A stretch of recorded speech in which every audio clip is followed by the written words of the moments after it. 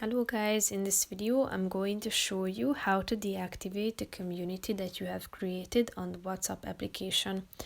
But first I just want to mention, don't forget to subscribe to my channel because at 100,000 subscribers I am going to show you my whole YouTube revenue statistics and growth strategy, how to make money online. Now let's jump into it. First of all, open the application on your phone.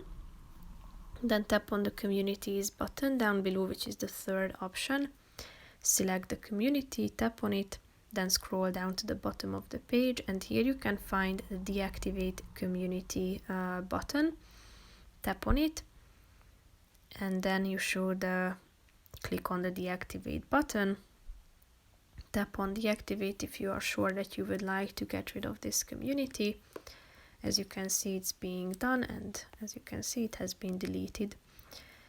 So basically, that's it for this video, guys. See you in the next one. Bye bye.